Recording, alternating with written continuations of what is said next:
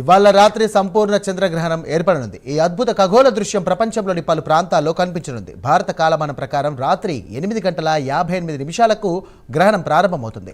రాత్రి 11 గంటల నుండి అర్ధరాత్రి 12:22 వరకు కూడా సంపూర్ణ గ్రహణం ఏర్పడనుంది. ఆ తర్వాత క్రమంగా గ్రహణం ముగిసి రేపు తెల్లవారుజామున 2:25 పూర్తవుతుంది. ఈ చంద్రగ్రహణం భారత్తో పాటు న్యూజిలాండ్, ఆస్ట్రేలియా, ఆఫ్రికా, యూరప్ దేశాల్లో కూడా కనిపిస్తుంది.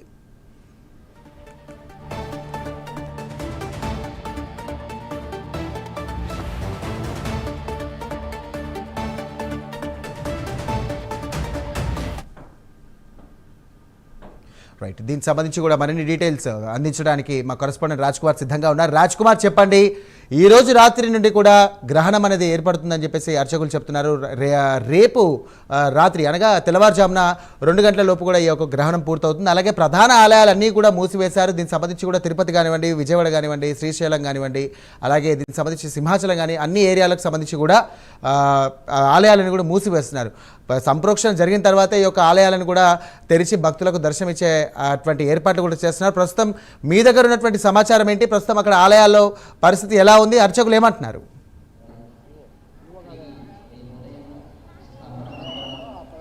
అంటే ముఖ్యంగా సాయిరాం ఏదైతే ఇటు సంపూర్ణ చంద్రగ్రహణానికి సంబంధించినటువంటి విషయం కనుక చూసుకుంటే ఈరోజు 8:58 చంద్రగ్రహణం ఉన్నట్లు కూడా తెలుస్తుంది. ఇది భారతదేశంతో పాటు పలు దేశాల్లో కూడా దీన్ని చూడబోతా ఉన్నారు. దీనికి సంబంధించి కూడా 11 గంటల నుంచి 12 గంటల వరకు సంపూర్ణ చంద్రగ్రహణం ఉన్నట్లు కూడా తెలుస్తుంది. మరొక వైపు ఇది దాదాపు తెల్లవారుజామున 2 గంటల వరకు కూడా ఈ గ్రహణం ఉండనున్నట్లు కూడా తెలుస్తుంది. ప్రస్తుతం మరి కాసేపట్లో విజయవాడకి సంబంధించినటువంటి కనకదుర్గ ఆలయం కూడా మూతవేయబడుతుంది. రేపు ఉదయం వరకు కూడా ఇది కొనసాగబోతుంది. అంటే గ్రహణం కారణంగానే ఇది మూసివేయనున్నట్లు కూడా అధికారులు చాలా స్పష్టంగా చెప్పారు. ఏదైతే ఇటు రేపు తెల్లవారుజామున 3 గంటల నుండి ఉదయం 8:30 వరకు ఆలయ శుద్ధితో పాటు స్వప్నాభిషేకం, అర్చనకి సంబంధించినటువంటి పూజా కార్యక్రమాలన్నీ కూడా నిర్వహించబడతాయి. 8:30 పూర్తిగా మళ్ళీ భక్తులందరికీ కూడా అమ్మవారి దర్శనం మళ్ళీ యథావిధిగా కూడా కొనసాగించబోతున్నారు. వీటికి సంబంధించి కూడా పూర్తిగా కూడా ఆలయానికి సంబంధించినటువంటి సిబ్బంది, ఇటు అధికారులు పెద్ద ఎత్తున వాటికి సంబంధించి ఏదైతే గ్రహణానికి సంబంధించినటువంటి ఇవన్నీ ఉన్నాయో వాటికి సంబంధించి కూడా అన్ని ఏర్పాట్లు కూడా చేసినటువంటి పరిస్థితి రేపు ఉదయం ఉండబోతుంది. కాబట్టి రేపు ఉదయం 8:30 మళ్ళీ కూడా తిరిగి భక్తులకు అందుబాటులోకి తీసుకురానున్నారు.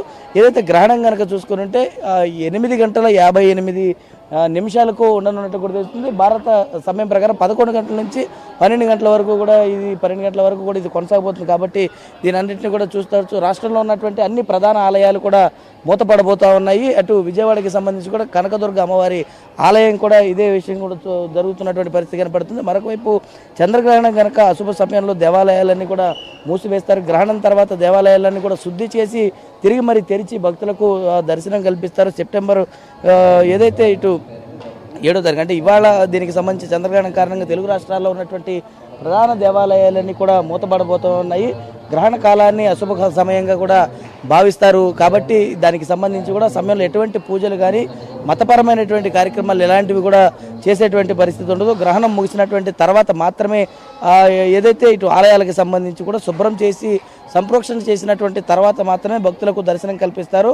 చంద్రగ్రహణం కారణంగా కూడా తెలుగు రాష్ట్రాల్లో ఉన్నటువంటి ప్రధానమైనటువంటి దేవాలయాలన్నీ కూడా మూతపడబోతూ ఉన్నాయి. కాబట్టి గ్రహణం వీడిన తర్వాత మళ్ళీ తిరిగి ఆలయాలకు సంబంధించినటువంటి సేవలన్నింటినీ కూడా భక్తులకు తిరిగి ఆ సేవలన్నింటినీ కూడా అందుబాటులోకి తీసుకురాబోతా ఉన్నారు. వీటికి సంబంధించి అంటే ఇప్పుడు 3:30 గంటలకు ఖచ్చితంగా ఆలయాన్ని మూసివేసి మళ్ళీ తిరిగి రేపు తెల్లవారుజామున 3 గంటలకు అందుబాటులోకి తీసుకురాండి. 3 గంటల తర్వాత ఆలయం మొత్తం కూడా శుద్ధి చేసినటువంటి తర్వాత మళ్ళీ తిరిగి 8:30 గంటలకు భక్తులందరికీ కూడా కనకదుర్గ అమ్మవారి దర్శనానికి భక్తులందరినీ కూడా మళ్ళీ వదలబోతా ఉన్నారు. దీనికి సంబంధించి కూడా ఇప్పటికే ఉన్నటువంటి భక్తులందరినీ కూడా బయటకు పంపించేటువంటి ప్రయత్నం అధికారులందరూ కూడా చేస్తున్నారు. ఎందుకంటే సమయం దగ్గర పడుతుంది కాబట్టి 3:30 ఎట్టి పరిస్థితుల్లోనూ ఆలయాన్ని మూసివేయాలని అటు ఆలయ ఈవో సేనా నాయక్ చాలా స్పష్టంగా చెప్పారు. దానికి సంబంధించి ఇప్పటికే ఏర్పాట్లన్నీ కూడా చేశారు. కాబట్టి రేపు మళ్ళీ పూర్తిగా కూడా ఆలయాన్ని మొత్తం కూడా శుద్ధి చేసినటువంటి తర్వాత మాత్రమే భక్తులకు అనుమతించబోతా ఉన్నారు.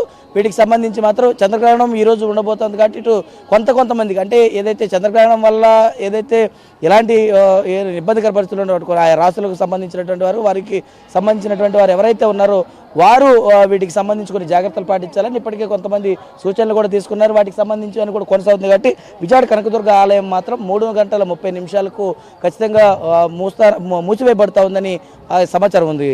Sairam. Right, thank you Raj Kumar.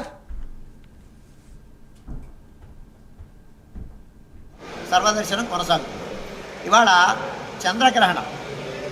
చంద్రగ్రహణాన్ని పురస్కరించుకొని ఉదయం 6:30 గంటల నుంచి 11 గంటల వరకు మాత్రమే భక్తుల దర్శనములు ఉంటాయి.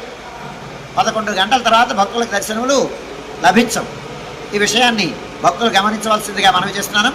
11 గంటలకి భక్తుల దర్శనాన్ని పూర్తి చేసుకున్న తర్వాత రాజభోగ నివేదన, మహానివేదన జరుగుతుంది. మహానివేదన అయిన తర్వాత చుట్టు సన్నిధుల్లో నివేదనం, మంగళ నీరాజనం అయిన తర్వాత మధ్యాహ్న విరామం జరుగుతుంది, పౌళింపు జరుగుతుంది. 12 గంటల నుంచి 12:30 వరకు. 12:30 గంటలకు మధ్యాహ్న విరామం పూర్తయిన తర్వాత పౌర్ణమి పురస్కరమైనటువంటి తిరువీధి మహోత్సవం జరుగుతుంది, బేడా తిరువీధి. అది అయిన తర్వాత సుమారు 1 గంటల ప్రాంతం నుంచి 12:30, 1 గంటల ప్రాంతంలో రాత్రి ఆరాధన ఆరంభం. సాయం ఆరాధనాన్ని పూర్తి చేసుకొని ఆరాధన, పరిహరణం, ధూపం, పరిహరణం, నివేదనం, మంగళాశాస్త్రం, చేతమరగోష్ఠి ఇవన్నీ పూర్తి చేసుకున్న తర్వాత పౌళింపు సమర్పించి మధ్యాహ్నం 2 గంటలకు కవాట బంధనం జరుగుతుంది. మధ్యాహ్నం 2 గంటలకు కవాట బంధనం అయిన తర్వాత రాత్రి 9:56 గ్రహణం స్పర్శ, 1:24 సుమారుగాను మోక్షకాలం. అందుచేత ఆగమశాస్త్రానుసారం 8 గంటల ముందు దేవాలయం యొక్క కవాటాలని బంధించడం అనేటువంటి ఆచారం. దాన్ని అనుసరించి మధ్యాహ్నం 2 గంటలకి కవాట బంధనం జరుగుతుంది. 8వ తేదీ ఉదయం యథావిధిగా తెల్లారుజామున 3 గంటలకు ఆలయ సంప్రోక్షణం జరుగుతుంది. ఆలయ సంప్రోక్షణం అయిన తర్వాత స్వామివారికి స్నపన తిరువంజనం అయిన తర్వాత ఏకాంతం ఆరాధనలో, ప్రతరారాధనలో భాగంగా నిత్యవేద పారాయణ, ఉపనిషత్పారాయణ, దివ్యపురం సేవాకాలం, ధూపసేవ సమయంలో చతుర్వేద పారాయణం, శ్రీరామాయణం, భారతం, భాగవతం, విష్ణు పురాణం, క్షేత్రమహాత్మ్యం, వరాహపురాణం, శ్రీభాష్యం, భగవద్గీత మొదలైన గ్రంథాలన్నీ పారాయణించడానికి ఉపక్రమిస్తారు. 6:30 గంటల నుంచి 11 గంటల వరకు